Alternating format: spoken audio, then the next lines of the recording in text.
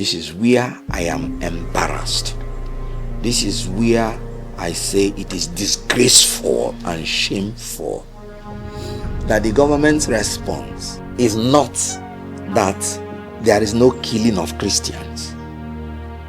The response is that no, America, you did not even say it as bad as it is. It's not only Christians that are being killed. Even Muslims are killed. Even traditional believers are killed. Even everybody is killed. What a shame. Welcome to Naija Unfiltered. Kenneth Okonkwo is our guest. Happy birthday. Thank you very much. I appreciate. Yes, of course. I'm starting that on behalf of Nigerians who are excited to celebrate you and your resilience on your birthday. How do you personally feel about the recognition you are receiving from Nigerians? You know, I've always said that the basis of my greatness or my being a hero in anything is based on the love of the people. You know, I came up during the Nollywood time. As a matter of fact, there was no Nollywood when we came in.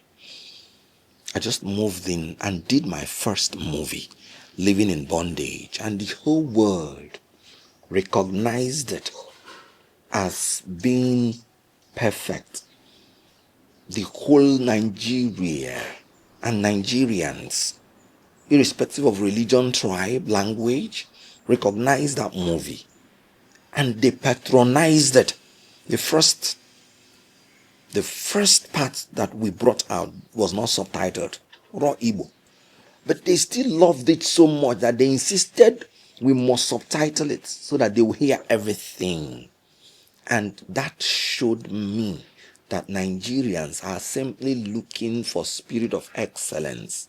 They don't care your tribe, they don't care your religion. We are not a religiously bigoted nation or tribalistic nation. No. It's our leaders that are trying to exploit these fault lines in order to keep us divided to rule us. And living in bondage taught me that. So the love of people is the basis of whatever greatness I would lay my hands on. And that's why you see me loving people every time, every day, thanking them for their support and prayers, and saying within me that I am going to do whatever I would do in my life to make the lives of Nigerians and the people that have made me a hero, I will make their lives comfortable for in any way and in any position I find myself. I'll tell you something that will surprise you. One day in my closet, I had something like an inspiration, a voice. And the voice was like, do you know why I'm making you? And I was surprised. He said, so that you will make the people. That's why you see me. My loyalty has always been to the people. Everything I am doing, even in politics, my loyalty is to the people. My loyalty is to the truth. My loyalty is to the country, not to any politician or any political party. So I use this opportunity of my birthday to say thank you to the people around the world, especially Nigerians, for your support and prayers. You have been wonderful. I do not take it for granted. I love you all and will continue to love you forever. Thank you. I cherish it. Thank you very much. Maybe you need to use this opportunity of your birthday to share with your followers your modest journey and how you have evolved as a politician. Well, like I said, the basis, the foundation of my love for politics is that I have been helping people, doing the little philanthropy that I can in my town, anywhere I go to, and I love to keep it private. I do not love to keep it public because my religion says let your left hand not know what your right hand is doing, so that your Father that sees in secret will reward you openly. So I'm not the type that is very loud as to the philanthropy that I carry on. But then I started having the inspiration that there is a limit to what you can do as an individual. If you love the people, there is nothing wrong in joining the political field so that you will be able to be placed in a better position to influence what will be good for them. So when you are in politics, you'll be able to influence governmental decisions to favor the people. You'll be able to influence policies that will conduce to the welfare of the people. So I love politics because democracy is the government for the people. If we can tell our democracy to cater for the security and welfare of Nigerians, then we are sure to build the most powerful nation on earth. This country has whatever it takes to be the best in the world. We are blessed in material and in human resources. So politics gives you the power, it gives you the exposure to be able to help people more if your intention is to help the people. So my journey towards politics, I've been I've been a public affairs analyst, and then being politically inclined. I've been in politics from the one in the university days. I remember I was in politics, and throughout our 4 years in the university, we were protesting against every illicit action of the government that was against the welfare of the people. I was in University of Nigeria, and we did not graduate with other universities in 1989 because of our insistence that the government must be for the welfare of the people. Well, rather than our going for our youth service after June, we went around November. That was why in 1989, whoever graduated from University of Nigeria as a university went for the second version of the NYSC, which will take you 2 weeks or thereabout, because of our radical nature in opposing regimes that are not organized for the welfare of the people. So I've been very politically sensitive.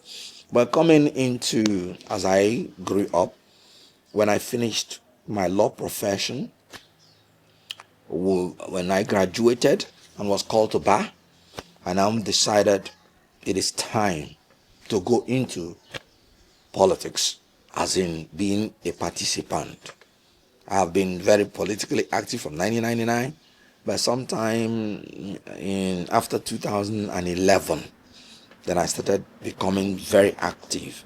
I offered myself the first time in 2014 as in 2015, because you do your primary like a year before, to be the House of Representatives member representing Nsukka Igboeze South Federal Constituency. But when I saw how things were happening, as a matter of fact, they just organized a meeting one day and told all of us to step down for somebody. And I'm like, excuse me, is it the way you guys do this? I'm not willing to do this. It will not happen. And it didn't happen. But I withdrew. But I made sure that people, we are not compelled to step down. As in, because one person just called everybody and said, stakeholders meeting, you must step down. So I said, no. Democracy means people should be allowed to contest.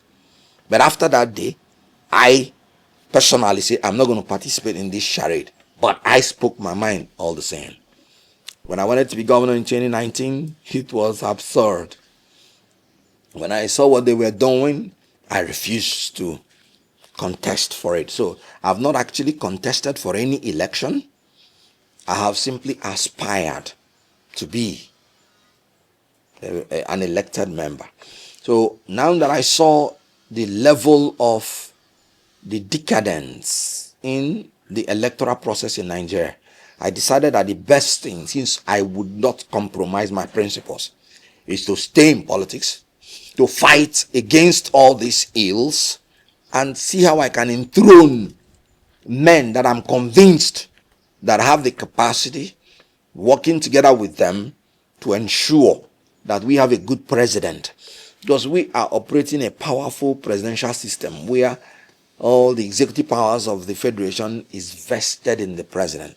So if we get our presidency correct, we would have gotten Nigeria correct. So I said, okay, I'm going to spend my time, my resources, my energy, my knowledge to ensure that Nigerians enthrone a fair-minded, knowledgeable, God-fearing president who will now use all those powers to build the institutions that we need to excel in this world. That is what I'm committed to, and that's what probably I'll still do in 2027. I did it in 2023, and in 2027, that's exactly what I will still do. So this is the little journey that I have had. I've been a presidential spokesperson when I was in Labour Party.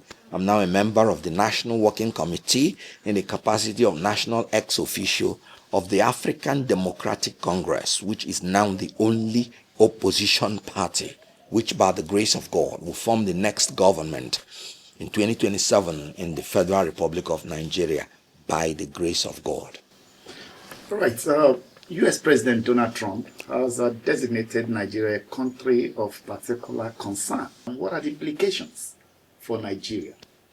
Being designated as the country of particular concern by the United States of America means that the U.S. has determined that the country is engaging in or tolerating specifically severe violations of religious freedom.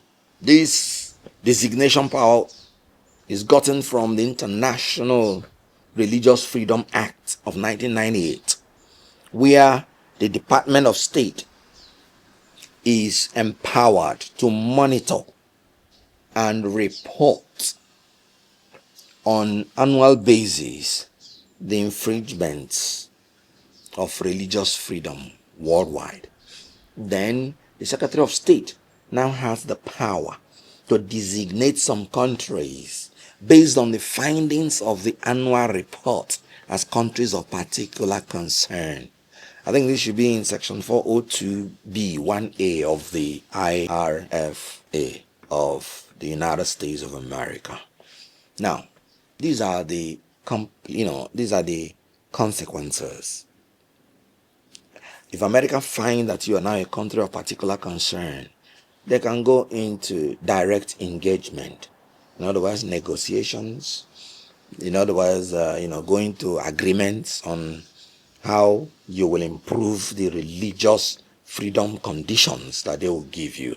They can go into diplomatic sanctions. That means degrading, as a way of protest, the relationship you have with the United States. Maybe sacking your ambassador, withdrawing ambassadors, degrading that relationship. They can go into economic sanctions, which is limiting aid or limiting trade. And that's why you saw Donald Trump at the first time saying Nigeria is designated as a country of particular concern, and this may lead to the sanctions, this may lead to cutting off aids. Now, here is the point. How did Nigeria get to this point? Because America was saying that there is a genocide and the massacring of Christians in Nigeria. This is where I am embarrassed. This is where I say it is disgraceful and shameful that the government's response is not that there is no killing of Christians. The response is that, no, America, you did not even say it as bad as it is. It's not only Christians that are being killed. Even Muslims are killed. Even traditional believers are killed. Even everybody is killed. What a shame that a country, that a government whose duty is to secure the lives and welfare of people are given as a defense that not only Christians are being killed, but Muslims, everybody is being killed also. What an international admission of failure. on the basic duty of government.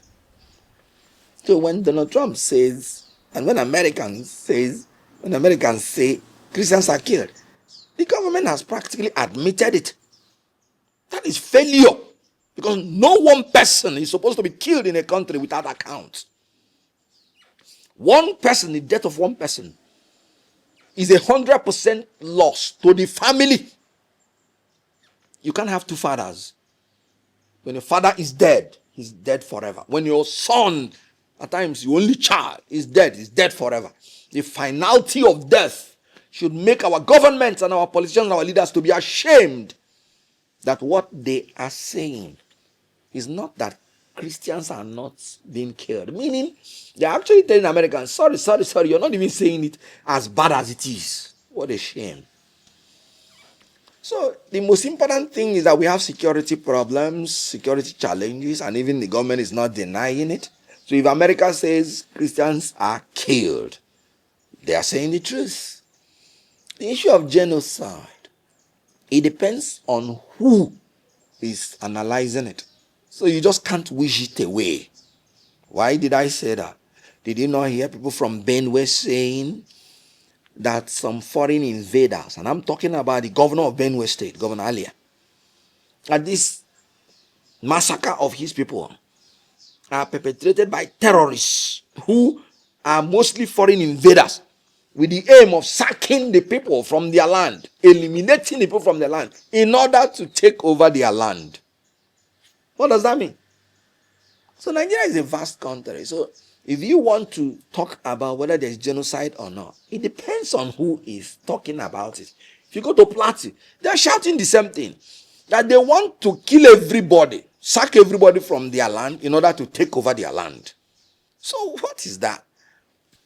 Having said that, I agree that American government should sanction these corrupt politicians, those that have refused to give us free, fair, credible election, those that are orchestrating violence and rigging during election, those that are stealing Nigerian money and housing it abroad, which these foreign governments know, those that are engaging in sponsoring these terrorists, because some people are sponsoring these terrorists. UAE gave us a list one time. Jonathan said he has Boko Haram members in his cabinet. Abacha said if any insecurity lasts more than 24 hours, the government is aware of it. If there is no complicity of people in government, this will not last from 2009. So what I'm saying is that American government has a point. And then Tinubu's incompetence in the way he's handling international relations is even what made this issue worse. The last time I granted an interview to you people, I pleaded with President Bola Tinubu. I said, please, sir, be careful the way you deal with Donald Trump. You can't wish him away. Even in your village, if you have the strongest man and he happens to be behaving in a funny way, you are still needed to use wisdom to know how to deal with him. I pleaded with him. And look at Donald Trump fired the first tweet designating Nigeria as a country of particular concern. And then Tinubu fired his own tweet. No, you don't do that with Donald Trump. Not that you're scared of him, no. But you have to check the psychology of a particular leader and evolve diplomatic and wise way to follow him. My master's is on international law and diplomacy. And I can always tell you that Tinubu, when you people asked me the last time, what is my rating of the international relations of Nigeria on that Tinubu, I say it's a disaster. You're now seeing what I saw. How can you, more than 200 million persons have been pleading with you, President Bola Tinubu, appoint qualified ambassadors to represent Nigeria, especially in these major countries? No. You want to do only the things you want. And you know, because of the conditions of your body and mind, at times you do not take reasonable decision. Daniel Boala, when his brain was still working, because he was the one who said if you enter APC, your brain stops working. When his brain was still working, he described Tinubu's government as a government that has audacity of hypocrisy and hypocrisy of competence. Meaning Tinubu has the audacity to take decisions, but he ends up taking hypocritical decisions, meaning wrong decisions. Meaning that when Tinubu is purporting to be competent, there is no competence in it. It's simply hypocritical. This is the exact word of Daniel Buala when Tinubu decided to choose a fellow Muslim to become his vice president. Now, we are paying for it. Tinubu fired the tweet back to Donald Trump.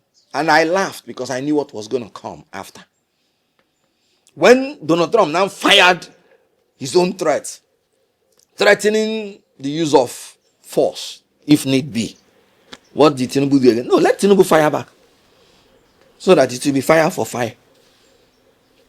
When Donald Trump did the first one, if we had a beautiful ambassador, a wonderful, intelligent ambassador, he would have gone through the back door, not coming to fire back, to explain the situation of Nigeria to America and urging America that we need the help of everybody, including America. Then he fire back. No, Nigeria is not, like I said, shamelessly, with respect, admitting that you have security problems, but everybody is being killed. What a defense. In law, there's what we call general traverse and specific traverse. They will tell you have to specifically traverse every armament that is made against you. Let me give you an example.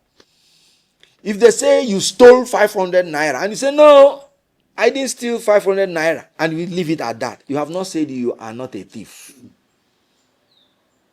Because you have not said that you did not steal 400 naira. So you have to say, no, I did not steal 500 naira, and I have not stolen any money at all. Can Nigeria specifically traverse the allegation that Christians are being killed? No, they cannot. They are saying everybody is killed. But the real traverse in law that would have exculpated you is saying, no Christians is being killed. Nobody is being killed at all. And we can't say that. So the issue here is that incompetence of Tinubu. Now the whole Nigeria was begging Tinubu, appoint ambassadors. He refused. A tweet by a foreign president is making him now to consider, watch, within 1 week or so, he will appoint the ambassadors. Telling you that this is a man that is reactionary, has nothing to offer Nigerians except hypocritical leadership style, according to Daniel Buala. He said audacity of hypocrisy and hypocrisy of competence. So when Tinubu purports to be competent, we are seeing the result of his incompetence every day. Right from when he was the chairman of ECOWAS, how ECOWAS became fractured. You now have Association of Sahel region countries. Now, when he became the chairman of ECOWAS, he threatened to remove the government of another country within 7 days. Now, another country is threatening your own country, so that you will understand how incompetent and unwise for you to threaten another country. Now, even Chad is closing our border. What is the extent that we can take from the incompetence of a Tinubu and APC government? So what is happening with America designating us and the way it is being handled is crash. I mean, it is complete display of incompetence of a government and hypocrisy. A government that told you that in August they had made all the revenues that they projected to make within a year, cannot appoint ambassadors, cannot pay them. So Nigeria is now left in the hands of competent leaders. Let Tinubu use cotton wool and close the mouth of all those his purported spokespersons before they talk us into trouble. They don't know nothing. They don't know what they are doing. And let Tinubu stop responding so that people of me, we have men in this country, anyone you want, so that they can respond for us. So what happened is that there is an insecurity problem in Nigeria, which Nigeria should work hard to eliminate completely. You do it through catching the sponsors of, can you imagine, about 15,000 persons have died in one way or the other from terrorist attacks since Tinubu came to power in 2023. Is that not a massacre? 15,000. They should try to get these sponsors, expose them, stop them, whoever they are. Then they should stop playing politics. Can't you see the hand of karma in what is happening? Buhari and Tinubu, they led a delegate to America to report insecurity of Nigeria to America during the Jonathan's regime. Can't you see karma? And now they are screaming, opposition. Opposition what? Opposition power on there. Opposition. All right, from all you said. Now, they should try to increase the morale of the fighting force, increase the boots on ground. A country where the government is awarding one contract for 15 trillion naira, where his family has interest. If that 15 trillion naira had been put into security because of the dead need of it, we will be out of this security. Now, since Tinubu came in, I have been begging, let state police be approved. The governor of Zamfara, vowed with the Quran, 2 months he will wipe out insecurity. That he knows where all these people are. And Governor Soludo is actually proving it to be correct with ordinary vigilante. He has destroyed about 60 camps of insecurity, and insecurity in Anambra State, whether I like it or not, has been eliminated to a reasonable extent. Tinubu cannot let him hear this advice. Let him support the creation of state police like yesterday. Because we will talk our own. The opposition will even, because we don't play policy with security, we will even give our own recommendation. Yet this government will not implement it. And they will open their mouth. Opposition. Please. All right, from all you said, obviously you are not satisfied with government's response to what Donald Trump has said. Of course, Anambra State Governor downplayed this, and the FCT Minister has described it as the action of opposition parties. They are the ones hyping this over this Christian genocide. What's your take on that? If Soludo is playing down the death of 15,000 persons from 2023, why did he play up the security challenges in his own state? Why did he have to equip a new fighting force to fight insecurity? He was just playing politics. Anybody who plays down on the death of even one person would report to God. If Soludo himself had been killed, would he be governor? And for saying opposition, that's a dumb reasoning. When people say, this insecurity did not start with Tinubu, that's an annoying submission, very annoying. Because the reason he contested to be president is to be able to stop it, and he promised he will stop it. So if he didn't start with you, and you can't handle it, what was your business coming to contest to be president? We were not looking for a pope. We were not looking for a pastor. We were not looking for an imam. We were looking for a leader who will give us security and welfare. And he said, we danced for it. We begged for it. And nobody should pity us because we said we would do it. So let him do it. I don't like to hear all these dumb excuses. Security has been on since what? So, if you can't handle it, why did you contest to be president and commander-in-chief of the armed forces? Armed forces. All the armed forces are in your command. You can't handle it. Resign. Let another person that can handle it come in. Excuses and successes do not go together. Any leader that is used to giving excuses by whatever name called is a failure. Touch them in economy. They'll give excuses. They inherited rotten economy. They inherited bad, dead economy. Excuses.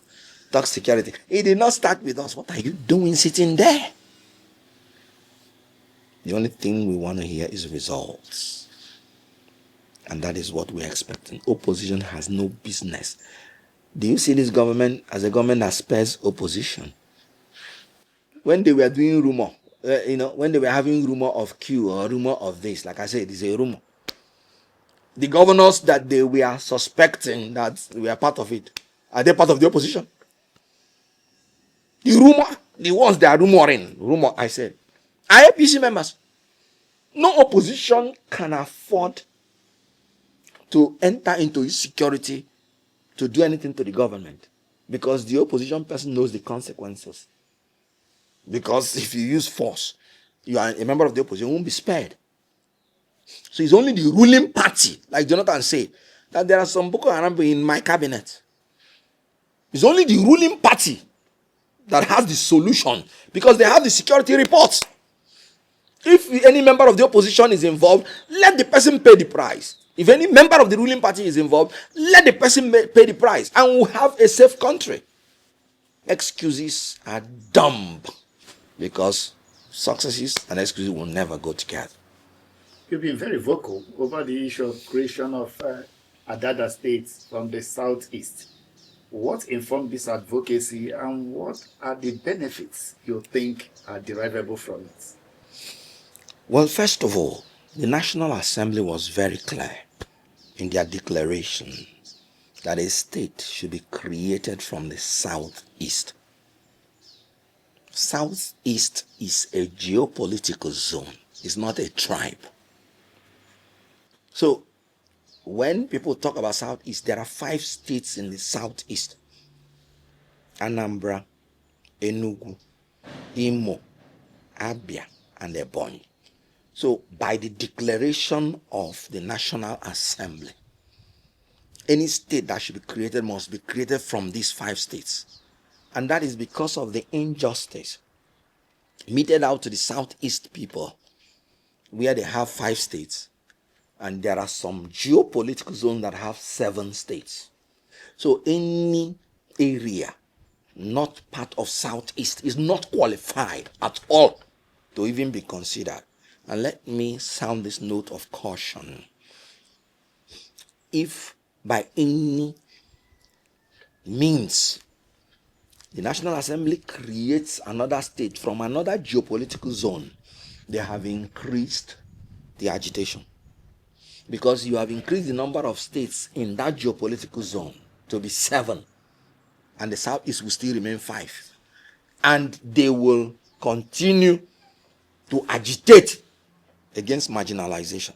So what the National Assembly said is a state should be created from the southeast. And it is not from the south-south. There is a disconnect here. When people are talking about Anioma State, with respect, Anioma State are Igbos. And Igbos have always been very proud of all their brothers in all parts of the world. The Igbos are spread in all parts of the world. That's why I always say that the world is the only country that is big enough to accommodate the Igbo man. But here is the point. Anioma State is in the south, not in the southeast, but they are Igbo. So if you create Anioma State and there is nobody from the southeast that is against the creation of Anioma State, but it has to be created from the south, not from the southeast. If you create Anioma State, you have made the numbers of the state in the south to be 7, and that will increase the agitation. And there is no way legally you can say that Anioma State can be created from the southeast, because that will need boundary adjustment. The states have been settled. The geopolitical zones have been recognized by law. In the Federal Character Commission, you will see the geopolitical zones. And Anioma is in the south. So Anioma is not qualified by law to be created from the southeast. So legally and unconstitutionally, they are not part of the southeast. So they cannot be talking about being created from the southeast. But here is the point. And this is what I'm telling my Anioma brothers. The Igbos have never, ever, there's no place we have ever denied Anioma people.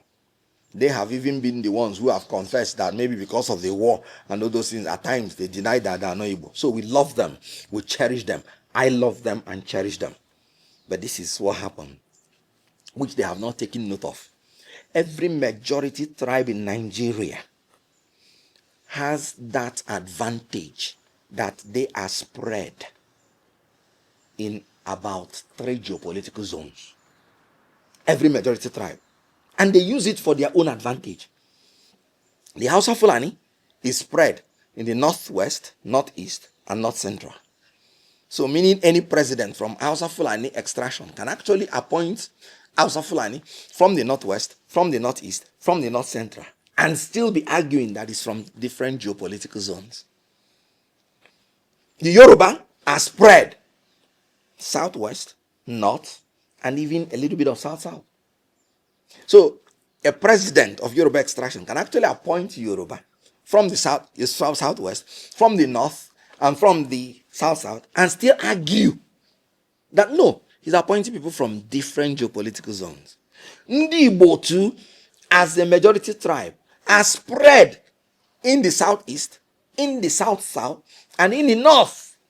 So any attempt by anybody to say, let the whole Igbo come into one zone, to become one geopolitical zone, you are actually diminishing in the Igbo. You are actually removing that advantage you have as a majority tribe. Because any Igbo president will not have the opportunity to appoint Igbos from the 3 geopolitical zones and still claim he has not offended the Federal Character Commission. Look at what Tinubu is doing. Apart from the preponderance of the southwest people he has appointed, he has now shifted. When people started crying so much, he has now shifted to north central, and he's still appointing the Yoruba, but claiming they are from the north. Odulari, NNPC chairman, Amopito, INEC chairman, the Attorney General of the Federation. These are from north, but these are all Yoruba. Now you have the Chief of Defense Staff. Now you have the Chief of Army Staff. But they will tell you, no, the Chief of Army Staff is from the north. Odulari is from the north. Amopito is from the north. The Attorney General of the Federation, Latif Fagbemi, is from the north. But they're all Yoruba. That is the advantage that majority tribe have. The minorities do not have it. So when the Anioma people are actually saying they should collapse into South, they are not helping the Igbo nation. What they should be doing is to fight for Anioma state to be created from South, so that if there is any Igbo, any president of Nigeria from Igbo extraction, he can actually appoint an Igbo person from southeast, appoint an Igbo person from south, appoint an Igbo person from the north, because the Igbos are in Kogi, they are in Benue. And he would have not offended the Federal Character Commission. So you see, ignorance, I'm sorry to use the word, but lack of knowledge. My people are destroyed for lack of knowledge. If you say you want to create a number from the southeast, if you say it's the 6th state, no, the original 5 states are still remaining 5, and you have diminished in the Igbo. But if you create one more state in the southeast, it will be 6. And if we now have a Anioma state from south, we have 7, as in Igbo nation. So please, stop this issue about you want to create a Anioma state from the southeast. You are actually compacting us, diminishing us, not expanding us. What we need is expansion. I would want the Igbo to be created from every state. So that's another point. Let's talk about viability. A lot of people do not know that the Nsukka land is the most viable area in the whole Nigeria to stand as a state. First of all, what did the budget office say recently? They said that Enugu state is the most viable state now that can survive without FAC. It is there. Adada state is more than 51% of Enugu state. Adada state alone. Made up of Ozo1, made up of Isuzo, made up of Igbo Etiti, made up of Nsukka, made up of Igboeze North, Igboeze South, made up of Udenu. And then, you can still create other local governments, if you wish to join from other states, with the capital in Nsukka. Let's talk about viability. First and foremost, a nation succeeds not because of what lies beneath their feet, but what lies in their head. Enugu State has been pivotal in the education of the entire Nigeria, and I'm talking about Adada State this time, by the establishment of University of Nigeria, which Dr. Nnamdi Azikiwe insisted must be in Nsukka land because of the viability of Nsukka land, in terms of the weather, in terms of the fertility of the soil, in terms of the peaceful environment, in terms of the accommodation by the people, so that the university will never have any trouble. Until today, the university never had any trouble with the community. What a record. Till today, everything is always sorted out peacefully. So the ingenuity that University of Nigeria has given to the whole Nigeria, the whole Igbo land, including Nsukka. I am a product of University of Nigeria, and I can take on anybody from any part of the world when it comes to knowledge, to restore the dignity of man. So when you talk about what happens on the head, which area will boast that they have trained people in terms of skill, in terms of academic intelligence, like Nsukka land. That's by the way. When we talk about material resources, a lot of people do not even know. We have oil that is discovered in Nsukka land, and I'm talking about the other state, and that is in Iga. If you go to Iga, there are 4 oil wells already established, not tapped, and in Kalago and in Handiago, there is still wells that have been marked. Uranium is now being talked about in a Hamufu. Uranium, coal in Obolafo, many that I cannot mention. You'll be talking about that ledger. Has been a term since 500 years that has been talking about smelting iron. You go there, you see it. It is of international repute, more than 500 years. Meaning there is possibility of iron ore deposited there, because they couldn't have gotten iron from another part of the world since 500 years ago. I'm talking about materials. These are oil. I'm talking about solid minerals. The reason these minerals have not been exploited because we've not had a state. We are not landlocked at all. River Adada, people do not even know that only here Adada State is a river. Adada itself is a river that joined Omabala, that joined River Niger. At the back of Ogurugu, okay, what separates us and Kogi is a river. And that is why our oil wells, they've been attempting, all the neighboring states, to know whether they will start drilling our oil from their place underground. That is why they've been having problems. That's when you hear Kogi have oil, Anambra have oil, Enugu have oil. It is in Enugu State. It's in Adada. Do I talk about agriculture? Come on, forget it. The honey that I'm using now in my house is from Nsukka land. When we were young, the window we had then was wooden window. So bees come to your window to make oil for you, to make honey for you. So in the morning, you use your finger to collect the honey to lick. We have Ukuokpo. When we're going to school, pot of honey. You go there, you run into Ukuokpo to be licking honey. I'm talking about land flowing with oil and honey. Do I talk about the fertility of the land without fertilizer? You must have heard about Nsukka. The whole world knows it. Industrialists coming for it because of its aroma, because of its medicinal quality when you take it. Am I talking about rice? Rice is traditional with us as part of our staple. You need to talk about other rice, because we are in the lower basin. And lower basin means you attract minerals from everywhere. Since the time of Jim Obodo, they use other rice to feed the whole Anambra state, comprising of present Anambra, Enugu, Ebonyi state. Other rice, exportable in commercial quantity. And these things you do without fertilizer. Are you talking about human beings? Our population is more than the population of the rest of Enugu state combined. Are you talking about landmass? There is no area in the whole southeast that has the landmass that Adada state has. So when you talk about the landmass and we are number one, you talk about human resources, whether doctors or professors, so that we are number one. You talk about solid minerals, we are number one. You talk about liquid minerals, we are number one. What are you talking about viability? If you do know the kind of tourist sites we have, talk about the cave in Ichi, as Igbo is south. Caves, oh my God, indescribable. Just wait until they give us Adada state. And you will see that the southeast will be very happy. Nigeria will be very happy, and the whole world will be very happy that there is a state like Adada state in Nsukka land. So when you talk about viability, we are number one. When you talk about intellectual capacity, we are number one. You talk about human resources, we are number one. You talk about land mass, we are number one. You talk about agrarian power, we are number one. You talk about solid minerals, we are number one. So what else? And these things are verifiable. So when you talk about Adada state, it's not one of the. It should be the only state. And Adada state, I was not an originator, I was a joiner. Because when we were born, we started hearing about Adada state.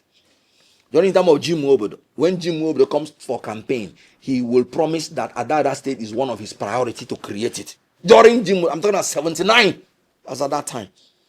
So when you're talking about all these new states that are coming, it was Adada state they would have created instead of Ebonyi. But because of Akani Ibiam, who was the former governor of the eastern region, Abacha had to acquiesce to him. And they made it clear from that time that the next state to be created from the south is Adada state. I'm even surprised that anybody is even offering any alternative. Like I said, Anioma is part of South South, so it's not even part of the constitution and should not even be, because Ndibo wants to expand. So the only option now is Adada state with the capital in Nsukka land. Viability, we are number one in everything. So that's why I am advocating for it. Okay, let's look. Some persons have said for equity's sake, the Southeast needs an additional state. Yes. But there are also an additional Adada state. Yeah. Yes. There are also insinuations that they might consider other geopolitical zones for one more state. After. Where does he also leave the Southeast? No, that's no. Sure change. You didn't know. You didn't hear them. They say, after giving Southeast one additional state, then if they want to consider the creation of additional states in Nigeria, then every geopolitical zone will now receive one. That means Southeast will receive its own. Okay. So it's not, they are not going to go back to, they know the kind of agitation and marginalization, cry of marginalization that the lopsidedness have created. What they are saying, and I really want to thank the Nigerian Federation, to thank Senator Abdul Ningi for moving the motion from Bauchi Central, to thank Honorable Isiaka from Ogun State, Ibrahim Isiaka from Ogun State for seconding it, and to thank Alain Dume for that wonderful statement he made, that this is a long overdue act of justice and fairness. This is the whole Nigeria recognizing the marginalization, recognizing the injustice, and want to redress it. So thank God they will continue in that line to create Adada state with the capital in Nsukka, the university town. All right, let's look at what unique role do you think the Southeast people can play as we approach 2027 to be able to fit into the Nigerian power dynamics? You know, the problem with Southeast has always been lack of strategy. Any majority tribe in a country that is crying about marginalization is because they have not employed wisdom and tact. In the First Republic, the Yoruba was suffering the same thing, and they were crying marginalization, but they wisened up. If you check, Abiola had never been he had never actually had the support of the Southwest in all his political dealings, because he has always known that aligning with the Nigerian Federation is better than isolating yourself. That was why in June 12, in the Second Republic, Abiola was MPN. But eventually, they came to understand what he was doing. In the June 12, then he has built alliances. He has collaborated with all parts of Nigeria. And in June 12, he won. That is what the Igbo should be doing. They should emphasize cohesion among themselves and collaboration with other people. They should check their interest in whatever they are doing. In this present political alignment, if you say you want to support a Tinubu, how do you place the Igbo there? We'll be talking about 2039 before an Igbo man will be qualified to be president. That is the wisdom a Tinubu has above Ndi Igbo. And a lot of Ndi Igbo are moving in the name of defection. Sorry for you. And you're crying about marginalization. A president that cannot even give you the minister that is due for you. Now we have been reduced to one minister, one substantive minister. And then you are saying you want to align with him. If the Yoruba under Tinubu are suffering what we are suffering from the hand of Tinubu, will Tinubu lead the Yoruba to align with us? Tinubu did it before. He led the Yoruba against a Goodluck Jonathan because he himself wanted to be president. Goodluck Jonathan did not do 8 years. You know, when they talk about this hypocrisy of 8 years now, you will see the hypocrisy. Tinubu led the Yoruba, joined with the North, against a Goodluck Jonathan that has not done 8 years. And they removed him. Why? Because he knew that if he's able to remove a Goodluck Jonathan, a Yoruba man will be vice president. And in the next 8 years will be president. Now, if Ndi Igbo comes and become as wise in 2027 and align with the North, and if there is a good agreement, they have the power to present president or vice in 2027, at least vice. And if we're able to remove Tinubu like he removed Jonathan, even if it is vice we can still get the president. But even if it is the vice, we'll be in Aso Rock. Today, the first 5 in Nigeria, no Igbo man is there. President, vice, Senate president, speaker, deputy Senate president. First 5 in Nigeria. Is that not blasphemous? Throughout everything Tinubu has ever led, the Igbos are not considered. Right from 2015. From 2015, Igbo has not come within the first 4. From 2015, within the first 4. No president, no vice, no Senate president, no speaker. And somebody is coming to preach to me saying 8 years. No, sorry. Every policy is local. In 2027, if Ndi Igbo should be wise, they will make an alignment that will remove a Tinubu so that they will either be president or vice. If we are vice, because what I am preaching is that in ADC, whoever wants to come in, whether South or not, will commit to 1 term. To ensure the justice of 8 years is not defiled. So that Ndi Igbo, by 2031, will still be eligible to contest for the presidency if they miss it in 2027, which we are eligible to contest if we are not doing this foolish calculation of saying you want to go to Tinubu. Will Tinubu come to us if we were in the same position? Rotation has been done. Because in 2023, power has rotated from the north to the south. That has been done. The term of office of a president is 4 years, not 8 years. And this has been established because when Umaru Yar'Adua died, the north was not allowed to do 8 years. When Goodluck Jonathan came, he did only 1 term.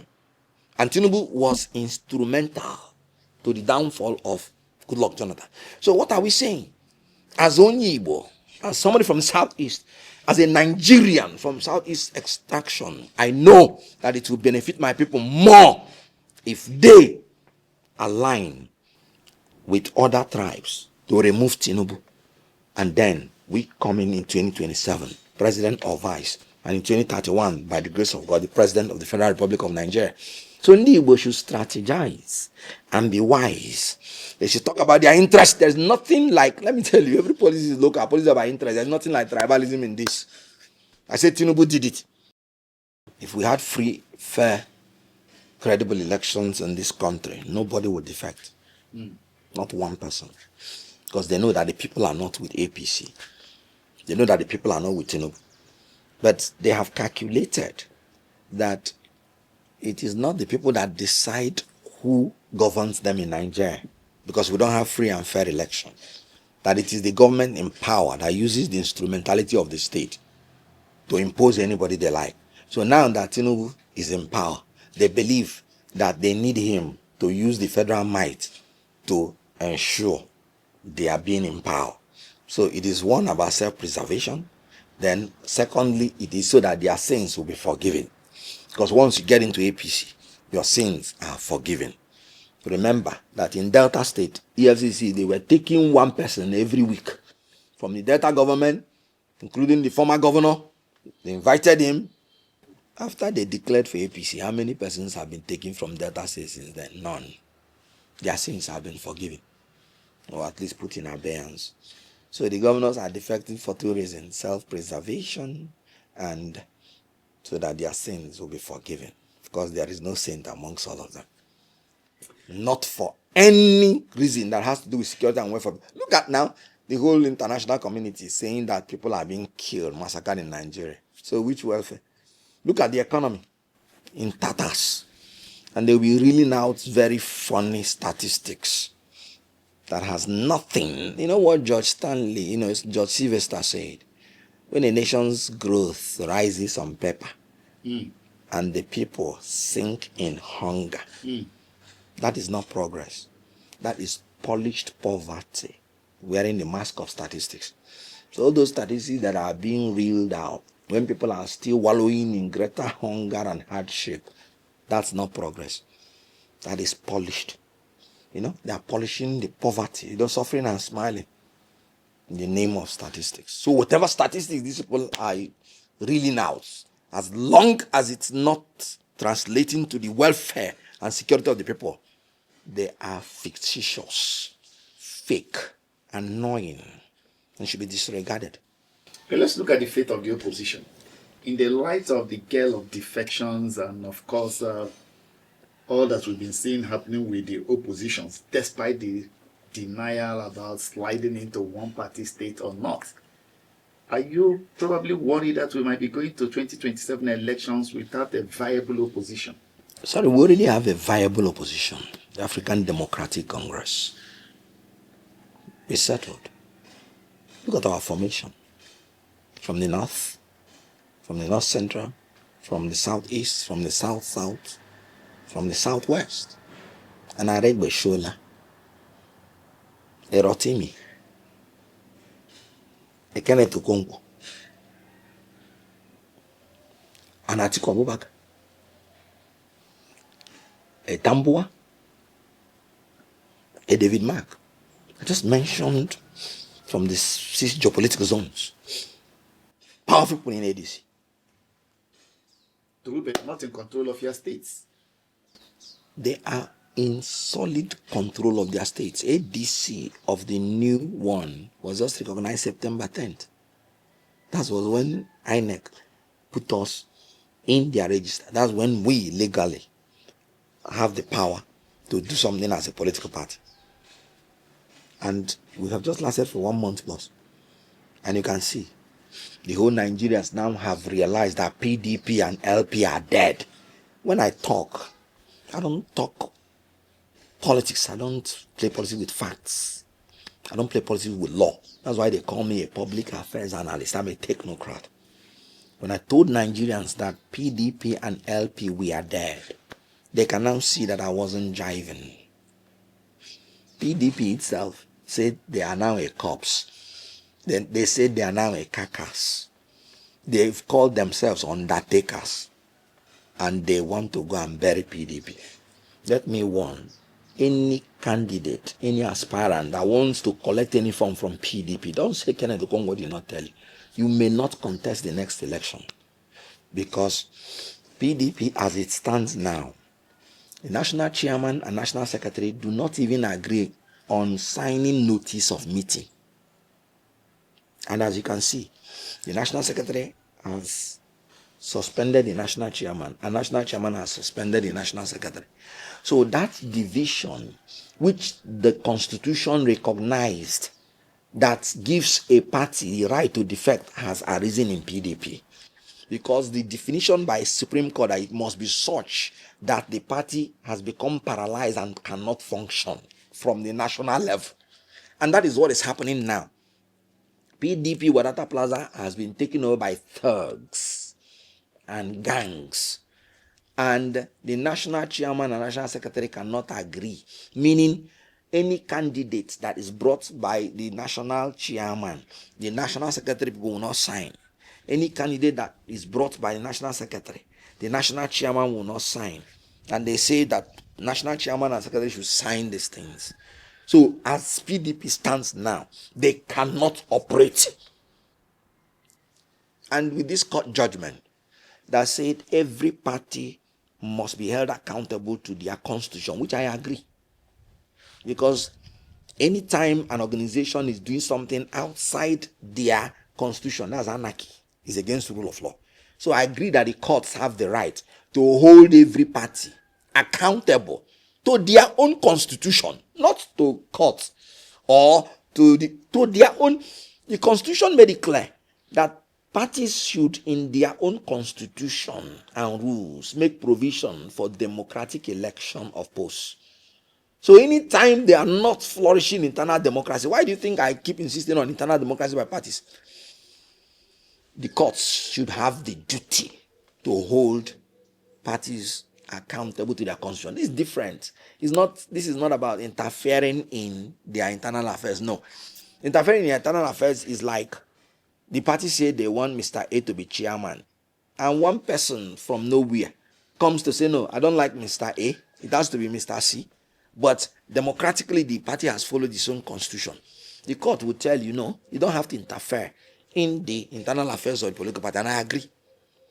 But when the party, for instance, say they want to organize a convention, there are rules. You give notice to INEC, 21 days, and they say without that notice, it's invalid. Now, assuming they don't honor it, then you want the court to say, no, the law is that you don't interfere in the internal affairs. That means you are making the court now to make law. It's not their duty. The law the legislature made is that if you don't give the 21 notice, it's invalid. The duty of the court is to interpret the law, not to make it. So if you say that the courts have said that they do not interfere in the internal affairs of a political party, and then that means that the political party can do whatever they like. No. That means you're now saying the court should make laws, because that's not what the law says. The court is there to interpret the laws, and the law is that if you do not follow your constitution, if you don't do certain things, the law says it is invalid. So I don't have a problem the courts holding parties accountable to their constitution and rules, but I have a problem when members of a political party want to use the instrumentality of the judiciary to destroy their own party. That's what happened in PDP. Forget all those talk. The reason for all this crisis is that the people in PDP who are in charge of PDP have endorsed Tinubu as their presidential candidate in 2027, and they are using every means, including the courts, to make sure that PDP is destabilized so that they will not have viable candidates to oppose President Tinubu. Let me tell you, isn't it strange that the G5 told you they want to support Tinubu? They supported it in 2023. And from 2023, they say, maybe G4 now or whatever, led by Wiki. They say they will support him again in 2027. Is it not strange that they say they will not leave PDP? So why do you think they are still remaining in PDP? They don't want to leave, and PDP will survive again and become a viable party. They say they want to remain in PDP. Isn't it that strange? Wike, for instance, the local government election they had in Rivers State, APC won 20. He now allocated 4 to PDP, and he's still remaining in PDP. And he said he has endorsed the presidential candidate, even when they had made PDP now to cede the endorsement to South. They made PDP to zone the presidency to the South for the 2027. That's why I was telling PDP that they don't have sense. Why don't they have sense? The same people that have told you that have endorsed another president candidate, you are placing them in authority, even to the level of national secretary, where you know that the national secretary can now hold you to ransom.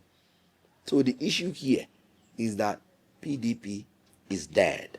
And it is because the people that want it dead say they will remain in the party. And the party, sorry to use this word, foolishly allowed them.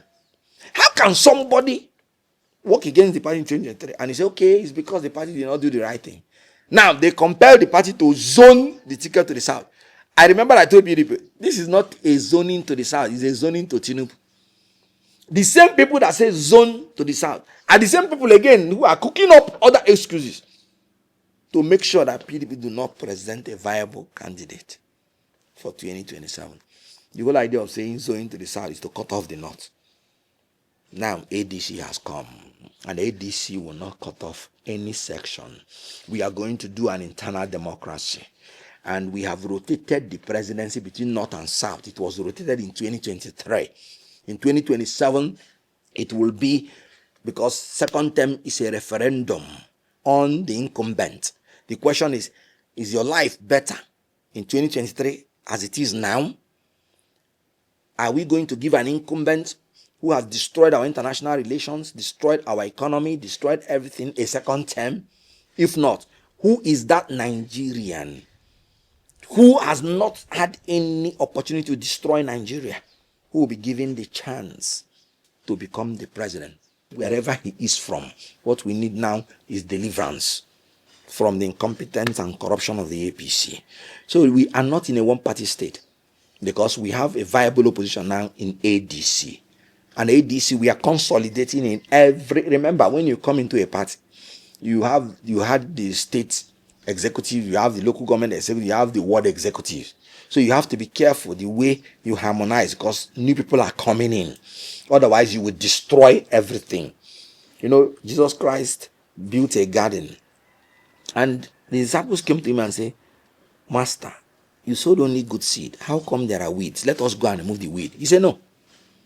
While removing the weed, you may remove the plant, because they are all tender. Leave both of them to grow together. When they now get mature, you'll be able to remove the weed without affecting the plant. That's what ADC is doing. ADC is methodical. ADC is intentional and gradual to ensure the harmonization of the executives from the polling unit level, while still running away from the traps set by APC. APC is still chasing us from everywhere, trying to hook us, to give us political backhand. And we are defending ourselves, being very careful. So there is no one-party state in Nigeria. God has destroyed the intention of APC for a one-party state. God has created ADC, and I enjoin every Nigerian to join ADC, because 2027 is going to be the people of Nigeria against APC. They should forget about these defections and this. I was in APC, and I will tell you that even APC members are not satisfied with APC. They are not. Because what APC does, a governor comes in today in a state, and you now say the governor is the leader. All the people that fought for Tinubu, all, immediately they are sidelined. And the governor they fought against, that was fighting against Tinubu in 2023, they say he's now the leader of the state. Do you think they will keep quiet? No, they will not keep quiet. But the time will come. Tinubu is a one-term president, and ADC is going to form the next government in 2027 by the grace of God. Let's wrap up this way. The APC now has majority in both the House of Reps and the Senate. What are the opposition doing to checkmate or slide into totalitarianism? Good. First of all, APC had always had that supermajority from day one. That was when I cancelled in my mind all the opposition. Do you know that the opposition had majority in the House of Representatives when they came in?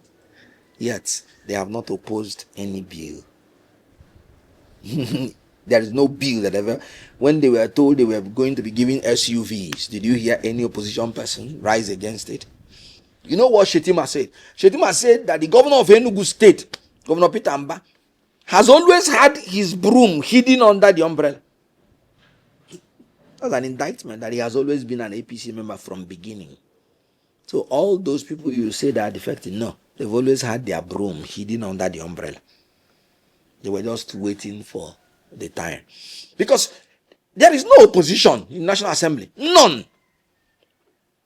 Change national anthem within 48 hours. Even though I support this national anthem we're singing now, I support it very well. That was the national anthem. Even when they brought the Arise of Compassion, that was the national anthem we used to go on protest in the university. So students and young people never actually accepted this Arise of Compatriot. No, Nigeria, we held the national anthem that starts with Nigeria. I support it. So, but then the issue is that a Tinubu want tax reforms. You will not see vociferous opposition from the opposition. The people that oppose Tinubu in National Assembly are APC members more than the opposition, except when it comes to the issue of dividing money and dividing position. So there has never been opposition in National Assembly with respect. They've always had the super majority. Tell me one thing that the opposition opposed and won in the National Assembly. So that should not bother any Nigerian, because from day one, APC have always had the super majority in the National Assembly. That's what we call them, photocopy National Assembly.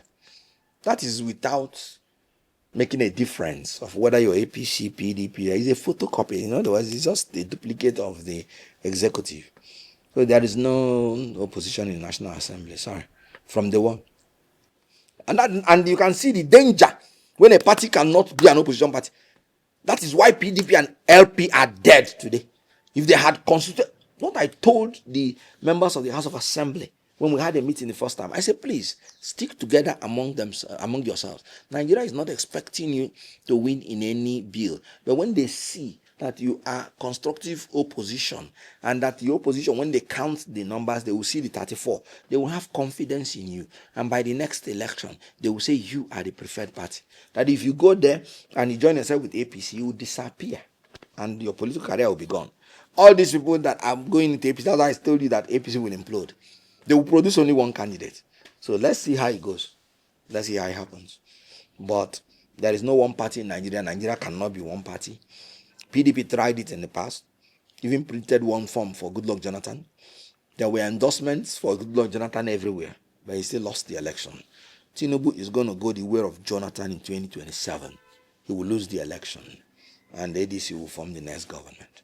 The people will rise up and speak, and Tinubu will be gone. Back to body law. Thank you very much. Thank you. It's been a pleasure once again. God bless you. Once again, happy birthday. Thank you very much, and God bless you.